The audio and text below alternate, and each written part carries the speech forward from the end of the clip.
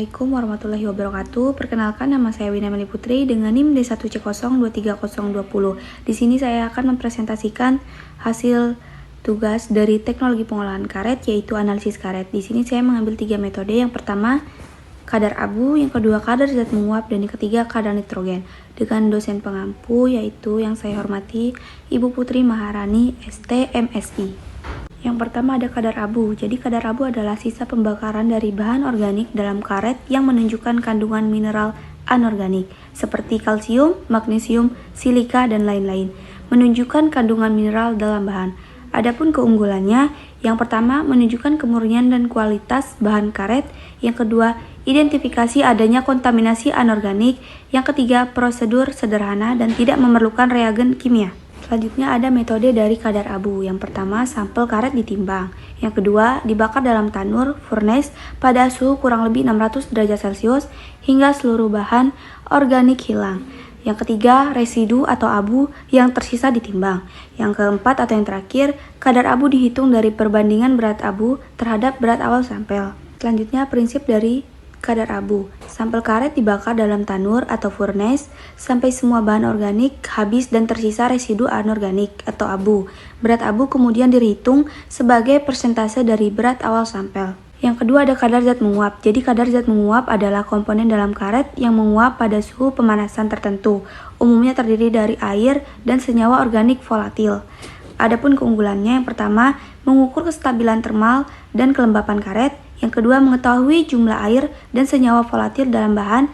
Yang ketiga, berguna untuk pengendalian kualitas proses pengolahan. Selanjutnya ada metode dari kadar zat menguap. Yang pertama, sampel karet ditimbang terlebih dahulu, lalu dipanaskan dalam oven pada suhu 105 derajat Celcius selama kurang lebih 2 jam. Selanjutnya, setelah pendinginan, sampel ditimbang kembali. Yang terakhir, penurunan berat dihitung sebagai kadar zat menguap. Selanjutnya ada prinsip dari kadar zat menguap. Sampel karet ditimbang, kemudian dipanaskan di oven hingga beratnya stabil. Penurunan berat menunjukkan jumlah zat yang menguap. Yang ketiga, ada kadar nitrogen. Jadi, kadar nitrogen menunjukkan jumlah senyawa nitrogen dalam karet. Biasanya berasal dari protein alami.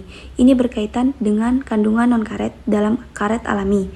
Adapun keunggulannya, yang pertama itu akurat untuk menentukan kandungan nitrogen dalam bahan organik. Yang kedua, menilai tingkat kemurnian karet alam.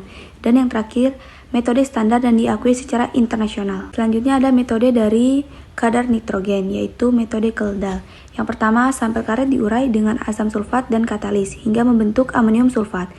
Selanjutnya, destilasi dilakukan untuk membebaskan amonia. Selanjutnya, amonia ditangkap dalam larutan asam dan dititrasi. Selanjutnya, yang terakhir, hasil titrasi digunakan untuk menghitung kadar nitrogen total. Selanjutnya ada prinsip dari kadar nitrogen. Sampel diurai atau digestion dengan asam sulfat dan katalis, membentuk amonium sulfat.